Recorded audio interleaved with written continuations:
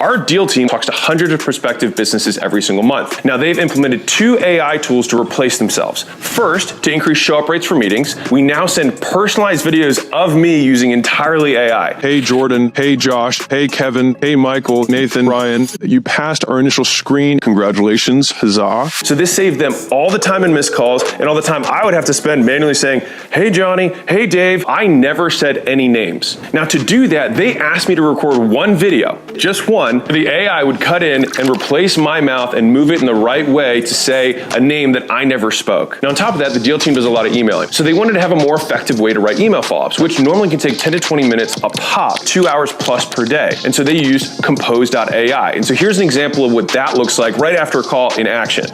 Now, if you think about the breakdown of how much they replaced, 2 hours per day on a 40-hour work week means 25% more output for the same cost. That's a win for me, it's a win for them because value is created. Next, my content team came to me and how they were gonna replace themselves. They used 3 different tools to get 250 pieces of content out per week. First off, they wanted to give everybody in Mozi Nation more ways to consume my stuff. So they added audio versions of any email or any tweet that I post that I never actually read. These are actually just me tweeting all day. No one writes my tweets but me. You could actually use the same voice-over tool, which was Resemble AI, to send voice memos to prospects. Create entirely custom text and then send it as a voice memo that you can record in real time. It's freakishly like me, and it was only with about 10 minutes of training. Need motivation? Watch a top 10 with Believe Nation. Hey, it's Evan Carmichael, and I make these videos because in my first business, I quit on my business partner. I struggled to keep going. I was making $300 a month and felt like a complete failure. And the thing that saved me, that pulled me up, was studying the stories of famous entrepreneurs. I got the motivation from them. I also got the strategies of what to do next so that I can go off and achieve my dreams.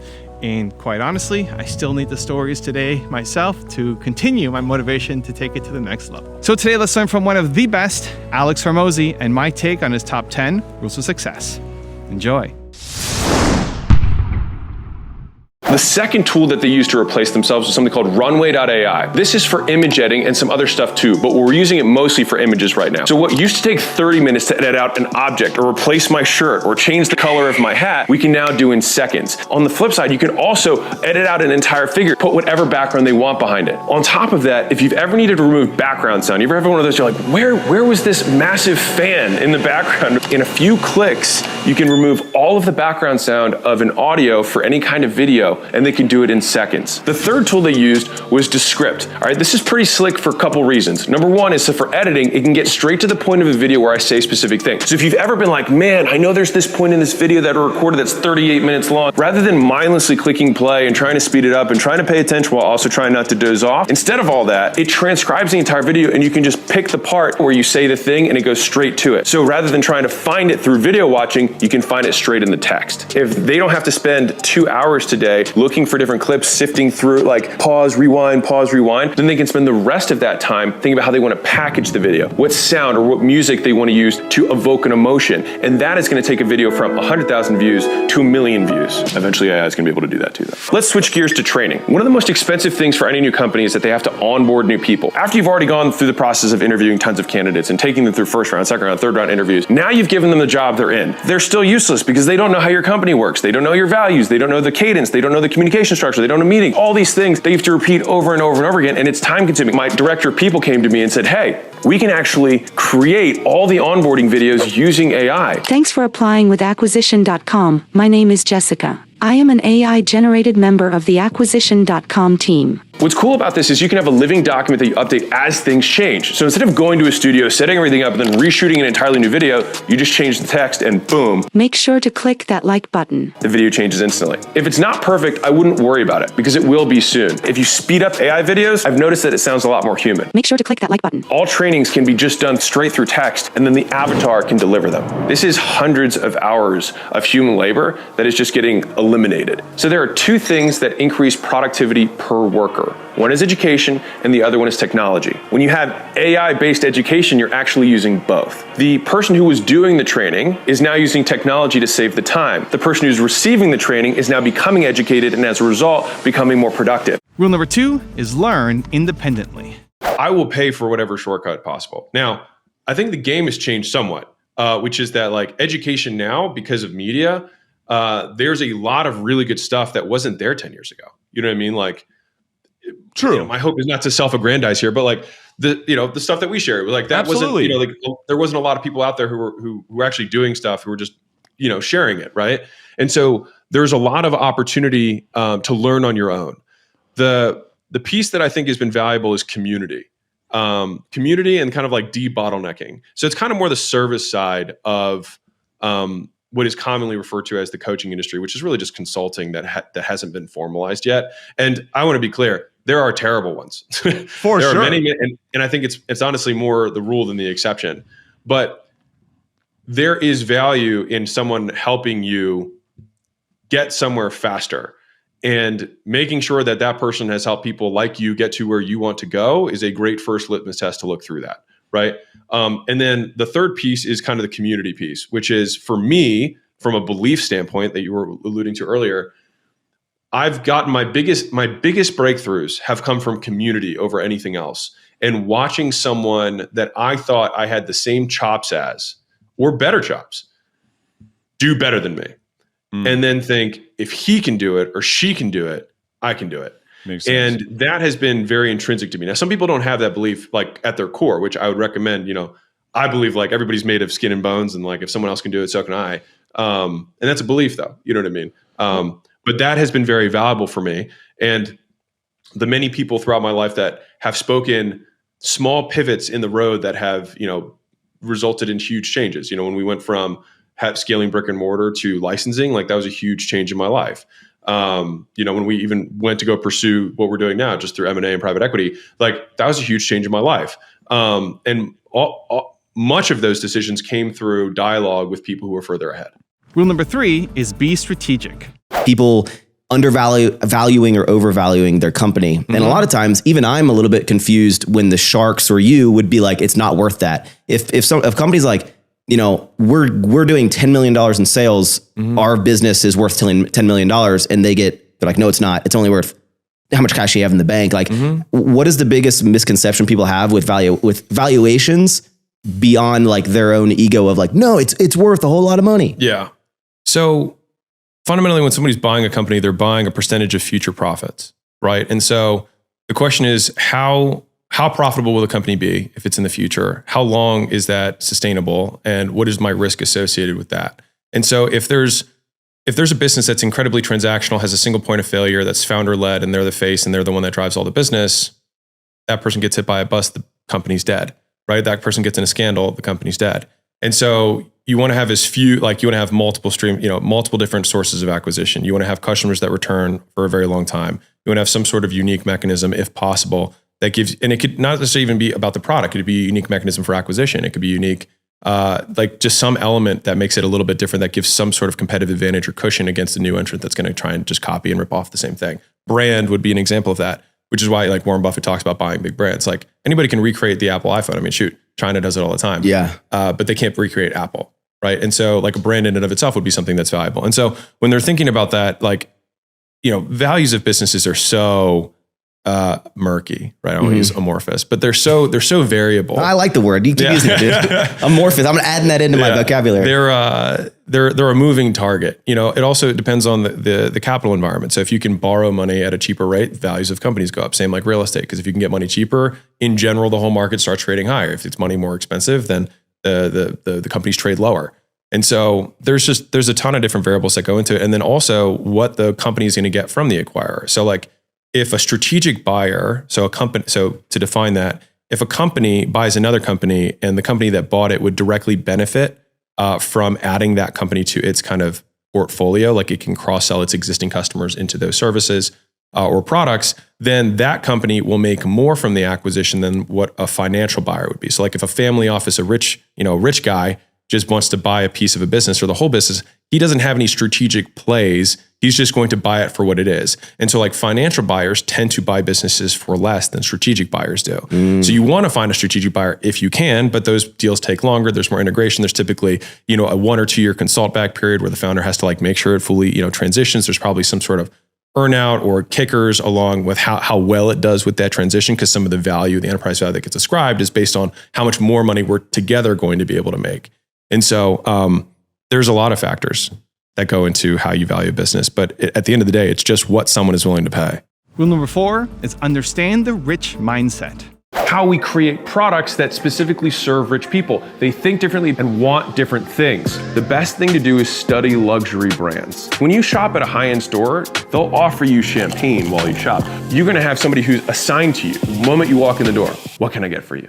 They can have and deliver that better experience because of the premium and luxury prices they charge. If you've ever been to a luxury mall and you see a purse for $10,000 and you see a jacket for $50,000, and I would urge you to not say, those people are ridiculous. I can't believe someone would spend money on that. What I want you to do is actually empathize with the buyer. What kind of person would spend $50,000 on a jacket? If I can pick from all jackets and I have so much money that the difference between a $100 jacket and a $50,000 jacket in relative terms is a $10 difference to me and my wealth, then I just want the best jacket. Bernard Arnault capitalized on this. So there's 4 distinct positions you can have in any marketplace. You can have bargain, which is the absolute cheapest one, poor quality, poor experience. The next is best value. This is the difference between a Walmart and a Target. Target is better value. It's got brighter lights, it's cleaner, it's the best value for the buck. The third position in the marketplace is premium, the high-end Lexus, the BMW. And then the 4th position in the marketplace is luxury,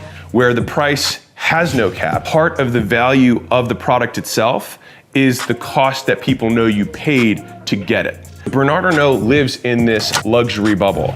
It's where people associate their status with the purchase they made. Typically, when you raise prices, you decrease volume. But in luxury goods, when you raise prices, you increase how many you sell. And that creates this unbelievable amount of profit, which is what has now propelled him to be the single richest man in the world. Rich people have the same problems that poor people do. They just want them solved differently.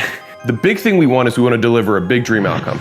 Number 2, we want them to believe with very high confidence that if they work with us, they're going to get what we promised. On the bottom side, they want it to be incredibly fast. So as soon as they pay, they want to get.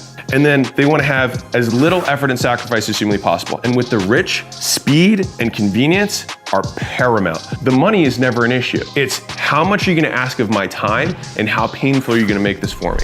Also, to make sure you're actually taking action after watching this video, I've designed a special free worksheet just for this video. The worksheet will highlight all of the lessons learned in this video, as well as pull out our 3 favorite learnings and quotes that will inspire you to actually do something. The worksheet will also give you space to write down what your key takeaways are and your specific plan of action to make sure you're getting results. If you want the worksheet designed specifically for this video, absolutely for free, there's a link in the description below. Go click on it and start building the momentum in your life and your business. I'll see you there. Rule number 5 is create high value. But one thing that you shared that was really interesting to me was as you were talking about like a part of high ticket that I think is like pretty misunderstood, and you kind of just alluded to it right there. I think in the book you talk around this idea that like you essentially should sell something for as high of a price tag as you possibly can, right? Yeah. Talk to me about the mindset around that. And I think what a lot of people will attach to that is like the ethics of selling high ticket for something like that. Yeah. So the ethics of selling high ticket, it can absolutely, I mean, I don't think there's like, if you're lying, that is unethical. The problem is people have the equation reversed. They're like, oh, I read a book on high ticket, I should take it. What you should do is create high value. And then as a consequence, charge a high ticket amount that is far less than the value that is provided. And so like what I said earlier, we charge $16,000 for something that added on average $240,000 a year. I will bet that the vast majority of people who sell high ticket, I make that claim. Yeah. And so they probably shouldn't be ticket. They should be figuring out why their sucks, fixing that, and then selling high ticket. And that's why everyone gets the sequence wrong. So like any marketer can quote trick enough people into becoming a millionaire, right? If you just promote enough times, you can become a millionaire, but you're not going to create a fortune, and you're also going to hate your life because everyone's going to hate you. And so, and the thing is at the end of the day, like only you are going to know how good your product is. The issue is that most people deceive themselves. And that's kind of the qualm. Every other quote, guru or internet marketer is full of it, but not me, right? It's just silly. It's just dumb, right? Like the reason Gym Launch made so much money is because I had 6 gyms. I didn't start gym launch after I had 1 gym. I didn't start after I had 2 gyms. I honestly didn't even start doing it until people started reaching out to me asking for help. I had no idea that what I was doing was special or different. I had planned on getting to 10 locations. And then I had a mentor who was like, you should probably deal with all these people who are trying to ask you for help. And I was like, I don't really care. I don't want to tell them what I'm doing. And he was like, you should probably consider doing this. This is a better model. And so anyways, I started and then did 2 years of turnarounds, right? Most guys are like, oh, why am I not? I literally had a question the other day. So I'm a little pissy right now. I had a question the other day about this. Guy says, how can you guarantee that I'm going to get to $1 million a month in 6 months? And I was like, I can guarantee you're not going to get there because that's the question you asked. It's just a dumb question. Stupid question. It has nothing to do with the value we're providing to the marketplace. Rule number 6 is develop your sales skills. For a salesperson, a real estate agent, somebody's that's direct B2C, what's the best way in your experience just for them to get better at sales? I feel like this is like you're setting me up for the spike, which I appreciate. You got to do more. You know what I mean? Like 10,000 cold calls will teach you significantly more about sales than any book ever will. Amen. And I also think that it's better to do some selling and then read the books because you'll have context to understand through which to understand the stuff you're learning. Like if I read a sales book and I'd never sold, I would just I would read the words rapport building and not really get what that meant. I would read the word like objection overcome and I'd be like, okay, I guess I got to remember this thing. But like you don't have a framework to hang it on. So it's not useful, right? So once you make the dials, do the reach outs, do the cold emails, whatever it is, you will then get the opportunities to flex. And, this is not my statement, but repetition is the mother of skill. And so if you want to get skilled, you got to do the reps. Rule number 7 is stay focused. Over the years, did you kind of like come up with certain strategies to shut things out more? Because I feel like, I don't know if I heard this, maybe I'm imagining it, but you said at times you even wore a hat to be like more like tunnel visioned in. Sometimes some of the lore that comes out, I don't know where it comes from. No, I've never worn a hat to like stay more focused. I just wear it because it keeps my head hot. Okay. It keeps my head warm. And I like it because I like the logo and I like the hat. So yeah. So like, that's why I wear that. Over the years, has your office just become like smaller and smaller and smaller to where you've like dialed in a certain, like you need to have a certain space the way it is, where it's like you're not going to get as much work done otherwise? I like a big screen. That's what I like, having a big screen, and I like having a decent amount of desk space. That's about it. I also get distracted really easily. Like, I mean, when we drink our coffee, sometimes I just won't say anything for like 30 minutes because I'm just staring at the cars. Like, it's like watching fire. I just like stare at it. Nothing else to do. You know what I mean? So like, I can't have. Some people can't. Like, people tell me they're like, oh yeah, I work and like I just put jazz on or I put music on. Like, I put earplugs in, and if I'm feeling really feisty, I'll put headphones on top of my earplugs. Like I need no music though, ever? No, no, God no. I can't think of. I only. Then I'm just listening to music. I'm not even. I cannot do more than one thing. So what about the phone? Do you leave it on airplane mode and like chuck it out of the room, or what do you do with it? Yeah. Yeah. If I need to crank, I'll leave the phone outside the room. Rule number 8 is think long term. What is your perspective on how companies view, like, I want to see this company have success, so they need to get to this certain number, or I see the trajectory that it could be on, I want to acquire it before it gets so big that their value is significantly higher? Like, how do you think people from whose perspective? I guess both, like of a business owner, like how much money do I need to build it to? Or is it just build a great company and worry less about how fast you're going to get to 100 million, we'll call it. And from a business perspective, like how do you think that they analyze businesses to acquire? Yeah. So I'll start with the founder one. So founder wise, I would say that the big thing that we always try and find is missionaries, not mercenaries. And so it's people who are really passionate about the cause, because somebody who's passionate about the cause will always build a bigger company because they're doing it for a different reason. And so it's like the person who loves walking walks further than the person who loves the destination. And so when people are trying to build a business in order to sell it, they tend to just have a different energy about going. It's everything. It just inherently is shorter. Yeah. Right. But if you have an unlimited time horizon, then there is no such thing as a rush and you can make the right calls for the long. Right. And that's what we really want, because you'll get the highest returns with somebody you can think 5-10 years out. But it just won't make sense for 1 year or 2 years. But like they can make a huge move that's going to make it worth a ton. But if they're always obsessed about, like, that's why public companies, it's like quarterly earnings calls, like they have to think short term because CEOs are incentivized, blah, blah, blah. I won't even get into that. But from a founder perspective, we prefer long-term thinkers. In terms of them getting acquired, I think the line is just at what point do you get institutional money?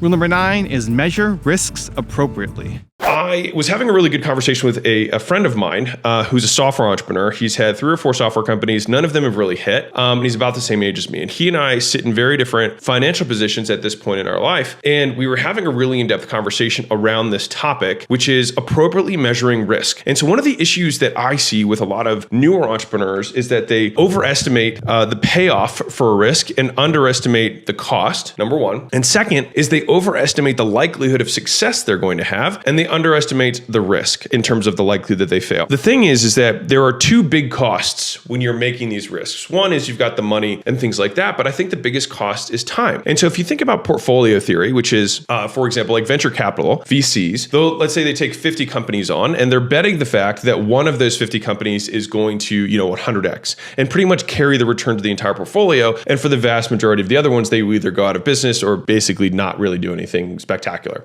And so for the VC, for the venture capital, the investor, it makes sense to take this approach because they're going to get very good returns using this method. Whereas if you are one of the 49 founders who has pretty much all of their net worth invested in this thing, and it takes 5 years of your life away to only fail, it can be harder to swallow. And so he and I have had very different careers and lives, and it's because we value risk differently. Now, he would say that he is not interested in making money and he just wants to do something really big and really cool. I tend to be more money focused or money driven, whatever you want to say, because I think that the accumulation of money will allow me to do really cool things later on in my life. And when I say later, I mean give me 20, 30 years of doing this. And I think we can do that. Now, the reason that I want to bring up this topic is because picking the business that you're going to go after, I think is a very important question that you're going to ask yourself. And you have to understand that you're probably going to fail many times before you are successful. And one of the hardest questions in entrepreneurship, and this is also one of the things that come up in the conversation, is when do I push or when do I pivot, right? When do I keep pushing? When do I keep persevering on this idea that's not quite working? And when do I pivot? And it's one of the hardest questions in entrepreneurship because you don't know whether it's you or the idea. And that's what's hard, because sometimes it's like, how many great business ideas have the founders have abandoned 6 inches from gold, where they just needed to push a little bit harder and they were going to have the breakthrough. And I hesitate to talk about the subjects. I think most people just don't know how to push it all. And so, I put that as a big caveat. Now, when we're talking about business in general, and this is my difference from my friend, I prefer to only go after ideas that I think have virtually no risk of not being ideas that people want, which then leaves only me as the variable, the execution risk, that it can be done well. It can be well businessed. And rule number 10, the last one before some very special bonus clips, is stop killing time. I had a young entrepreneur reach out to me. He said, "Hey man, I'm really struggling." He said, "I'm doing something that my mentor told me to do." And he told me, and so he said, "My whole morning routine takes me 3 hours." And he basically did that whole checklist. He's like, I walk outside barefoot 30 minutes so I can center myself. And then I do the red light sauna and I do float tank. And then I do all this stuff, right? He's like, and it's just it's killing my day. He's like, by the time I start, it's 11 a.m. And he's like, because he also needs me to sleep this amount of hours and all this stuff. And I was like, dude, sometimes the work just needs doing, man. Yeah. like everyone, I think a lot of this stuff is productive procrastination, or people think it's productive procrastination, but it's just another form of procrastination. They feel like, it's like watching TED Talks. It's like you feel like you learned something, but you're not making more money. You got to make 200 dials. Whatever way you want to do that, go for it. You know what I mean? But for me, the longer I'm putting it off, the longer I feel like I'm guilty about not doing it. To compete against the people, if you're I really want to make money, but you don't really like business, I think it's I started in fitness and then I realized I had a deeper passion for business. I liked it more than I liked fitness. And I was obsessed with fitness for a long time. But when I the day I started my gym was the day fitness became number 2, and then business became my first love. And I'm still, in my love affair, with business, my long-term relationship with business. And it's because the only way you're going to beat everybody else is to truly love it. And if you don't, I think it's very difficult to do that. And I think it's just maybe picking another metric or a different bone to gnaw on. But I have one quick thing. I was pulling it up while you were, we were talking about the art thing earlier. So a lot of marketers will talk about how their products are amazing, right? How many times have you heard people no, our course is awesome. Our program's awesome, or whatever, right? They say that. But the thing is and I've done this at a couple of workshops I've been invited to. And I'm like, all right, who here knows what their CPM, their CTR, their CPL, like their set percentage, their close rate, their CPA, their CAC, like who knows all those numbers? Everyone's like, oh yeah, 100%. I'm like, cool. I'm like, what's your TTV? What's your CHS? What's your NPS? What's your churn? What's your activation points? What's your CRC? And they're like, what? I'm like, right. So how can you say you have a good product and you don't even know what the metrics are to track good product? You want to save money in your 20s, but not actually save it. You want to not spend it or blow it on shit, and you want to put it into a separate account, but that money you want to invest, not the dollar cost averaging S&P or whatever it is. You can do that by all means. It's a great way to like have some money later. But if you want to become filthy rich, which is hopefully, what Monetization is here to do, you want to invest that money into you and your earning capacity. Right now, you make so little that the money doesn't matter. So like if you save $500 a month, save $1,000 a month, you can put that into the calculator and look what it's going to be in 70 years. And like, cool. One, it doesn't factor in inflation. So when people see that they're going to be worth $4 million in 60 years is also worth like $1 million today. Think about how much more you'll get back if you spend $10,000 this year and then you double your earning capacity or you triple your earning capacity. Instead of saving money to invest in assets, invest in the number one asset, which is you, and increasing your earning potential. Managing stress is a learned skill. It doesn't come from changing conditions. Anything external does not influence how stressed you are. The judgment you have about the external is what influences how stressed you are. I don't like the term mindset. You know what I mean? I hate it overall. But in terms of like reframing and perspective shifts, I think those are powerful to think through, which is at the end of your life, you will probably be equally satisfied and dissatisfied. There will be things that you will wish you would have accomplished, and there will be things that you will be proud that you had done. The same as right now. And so I think it's much more about figuring out how to separate your internal dialogue and feelings, or at least response to your feelings, from the external. You don't have to go through the fire. The fire gives you evidence that you have the trait. You can be a patient person, but never been tested. But the moment you're tested, you have evidence that you are patient. So all it does is it gives us reinforcement that what we thought about ourselves all along was true. What is the practice of doing this? It's being able to separate and identify when you feel stressed. Step one, I feel stressed. I feel it. And whatever your triggers are. For me, I feel tight in my chest. That's how I know that I start feeling stressed. So when I feel that, I think, okay, what is causing this? What is the trigger that I have chosen to judge as good or bad? What is the label that I'm ascribing to a situation? You have to peel back the layer and say, what is it? And then usually, if you take it all the way down, it means that you think you're going to die. Sales were low today, which means sales are going to be low forever, which means I'm going to have to fire everyone, which means everyone's going to hate me, and I'm going to be isolated and alone, and I'm going to die. Right? Just because you think it doesn't mean it's true. Thoughts are not true. Not all thoughts are true. They're just thoughts. Same as feelings. They're literally just chemicals in your brain that are meant to keep you alive, not to help you succeed. When you feel stressed, stop and be like, I'm feeling emotion here. I wonder what is causing this. What am I labeling as bad?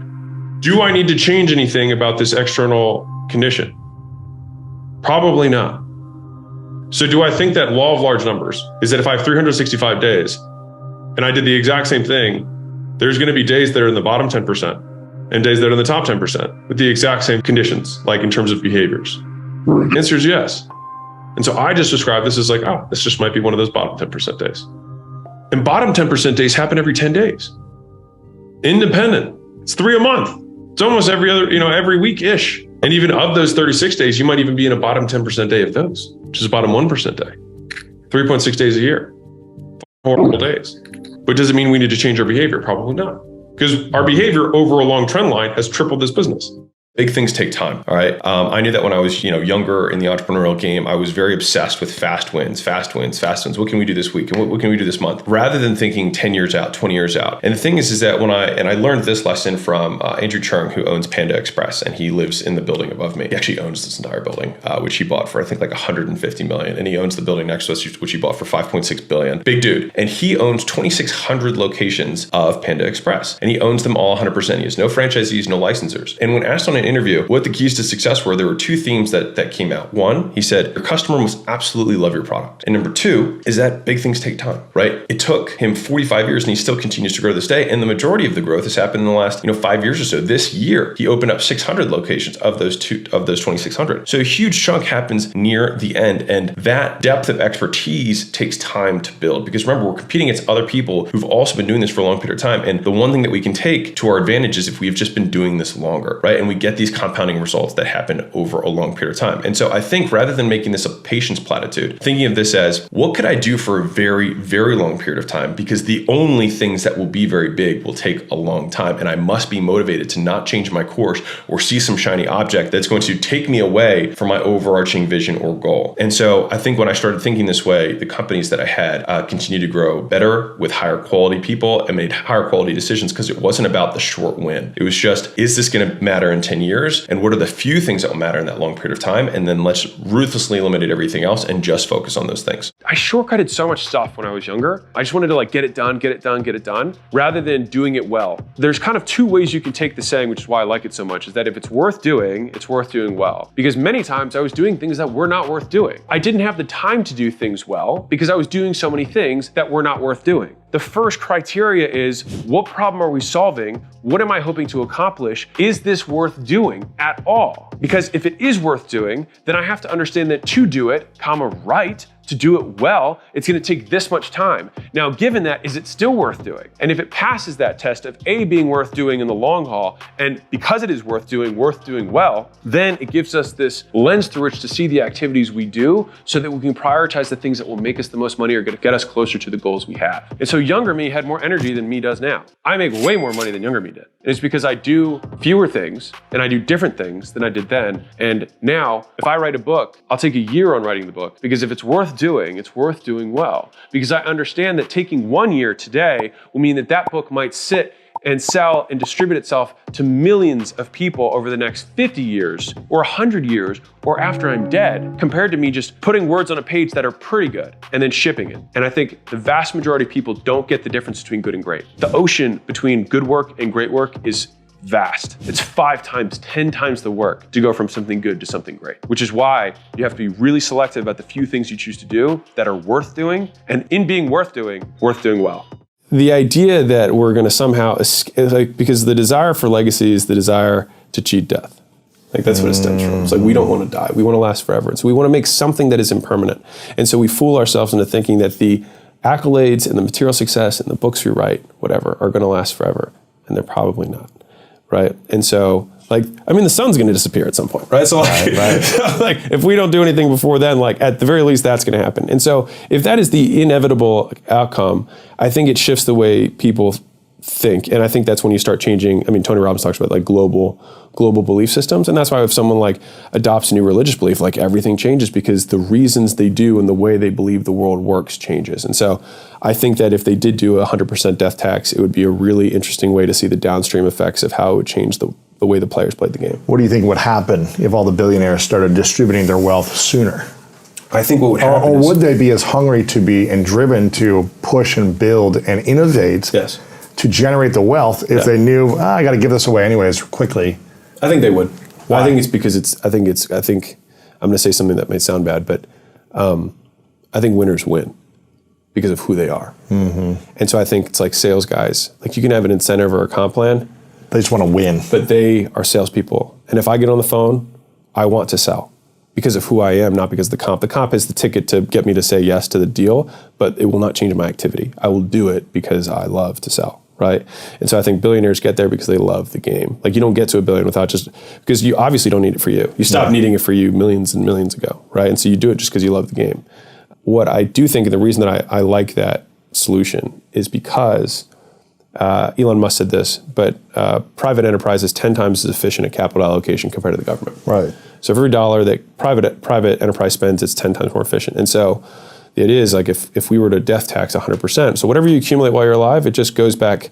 And the thing is it's not that it would go back into the system through the government. It would if you were lazy. But most people, knowing the government was going to take it, the less efficient vehicle at the end of your life, you would then start thinking about how can I allocate this money efficiently. And so what would happen is you'd create far more ingenuity and innovation around social enterprise before they died, solving problems, knowing that the wealth would eventually disappear. So like, it's more, there's this backstop that no one wants to hit. And so I think what would happen is they would change their behavior before hitting the backstop. I don't think a lot of people would just be dumping their billion to the government. I think just knowing that they had to would then trigger them to, that would be, hey, that's Alex's 2 cents of the world, which is obviously different. One of the things that permeates any Chick-fil-A, if you've ever been there, is that they have a culture of service. You're one step away from an awesome lunch meal. It'll be a pleasure serving you at our drive-thru window. After 2 more things, you know what that is. Please come eat. You guys are awesome. 1 and 2. You have an awesome day up ahead. All right, thank you. Chick-fil-A. And so what they did was they actually studied the hospitality industry and even hired people from Ritz-Carlton to help them create an exquisite experience at Chick-fil-A. Esther Cathy noted that when he wanted everybody in his team and his company to start saying my pleasure, it didn't change until he changed how he spoke. He's trained all of us to always respond to thank you by saying my pleasure. So if somebody wants a refill, my pleasure. People will learn 10 times more from watching what you do than listening to what you say. And so if you say, hey, we're all about being on time here, but you, the CEO, are late, it will never work. We have to pick the very few values that we know that we will never break, that we will always stick with, which is why values have to be true to you, not nice words on the wall, because they have to be things that you would actually live, otherwise they are meaningless.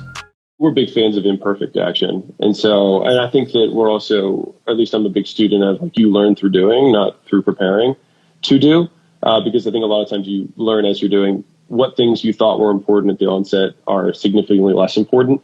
So it's like, I think the thumbnails and the headlines and the first, 20 seconds matter a lot more than spending an hour setting up the lighting. You know what I mean? And so it's just like return on time and effort.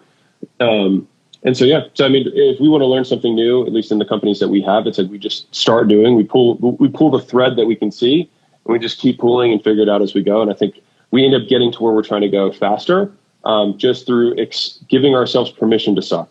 There's a saying in our community called do the boring work. And a lot of times we don't confront the work that must be done because it's not exciting or sexy and it feels somehow like it's beneath us. Prospecting and doing $100 a day can feel tedious. Posting and repurposing the same content across lots of different media sources can feel tedious. Reaching out to people and asking them if they know someone who might be interested in your products or services might feel tedious. Or creating 100 different ad variations with different hooks and headlines can seem tedious. It's very easy to understand, very hard to do, mostly because people don't have the discipline and the work ethic to go through the boring work, which kind of leads to the second one here, which is that there's a saying between my closest friend and I, Dr. Kashi, violence is the answer.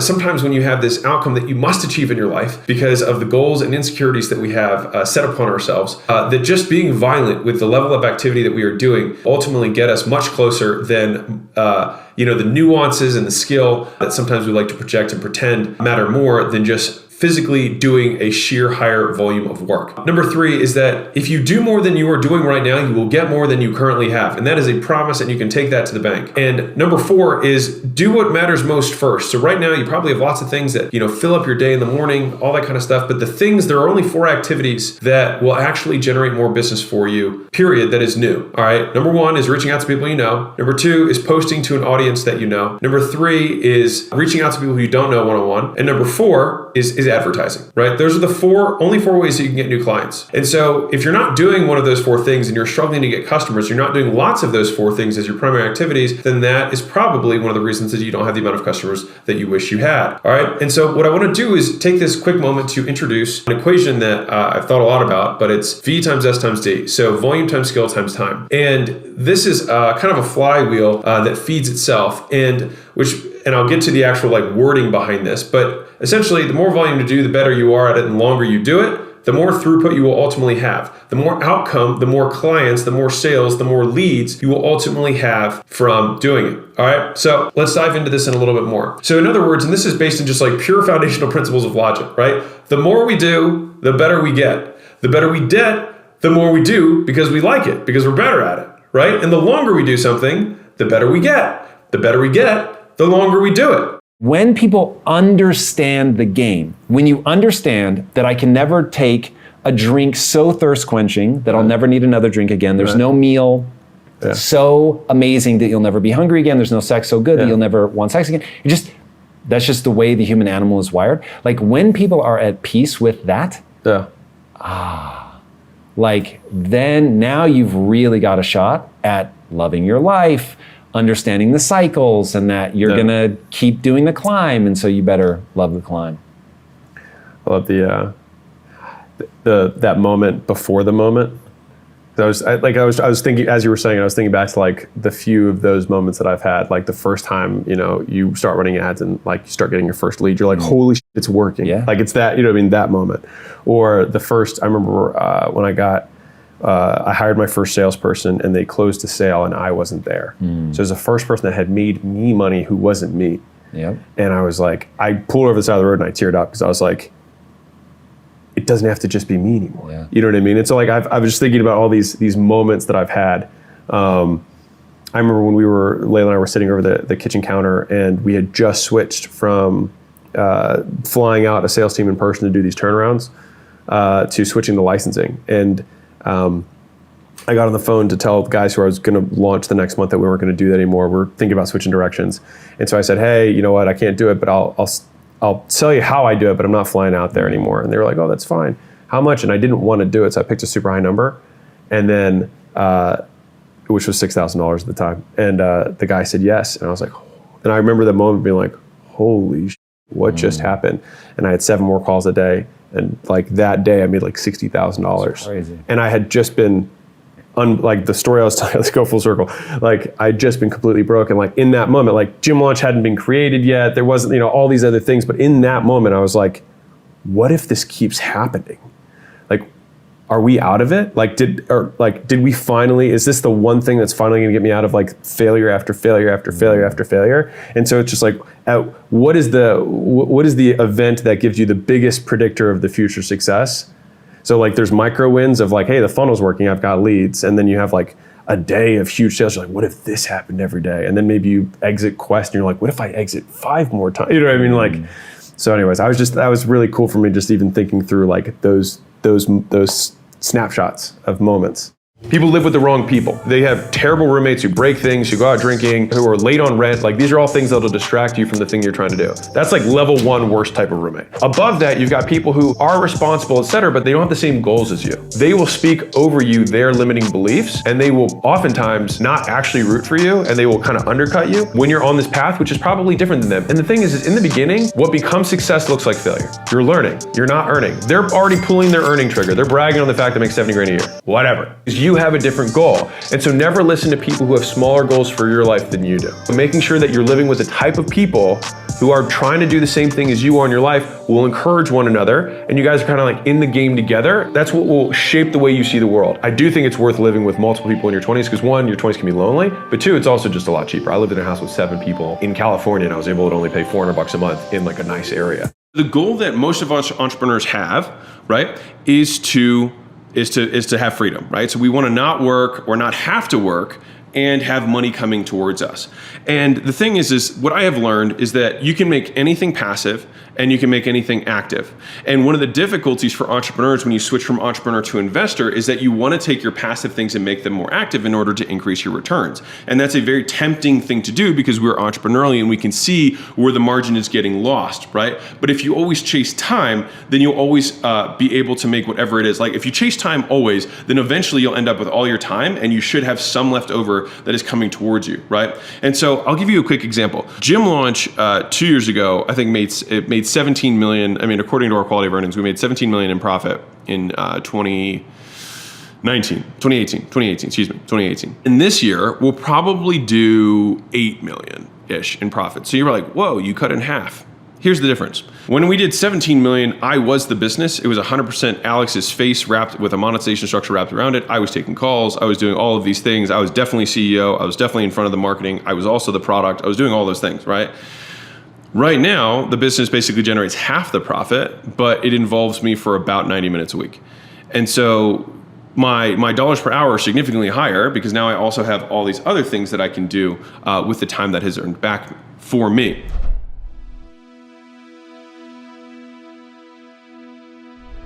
Because you made it this far in a video, I want to celebrate you. Most people start and don't finish. Most people never actually follow through. Most people say they want something, but they don't ever do the work to actually get it. But you're different. you are special. Believe Nation, you made it here all the way to the end, and I love you. So as a special celebration, if you put a hashtag believe down in the comments below on this video, I will showcase you and celebrate you somewhere on the screen in a future video because you are awesome. For 10 more amazing rules from Grant Cardone, check the video right there next to me. I think you'll love it. Continue to believe, and I'll see you there. Everybody still has to eat. They still have to wear clothes. They still have to travel. They still want to have sex and procreate and have fun and go to the movies. And everybody wants to do the same stuff. You still got 8 billion people on the planet growing every day.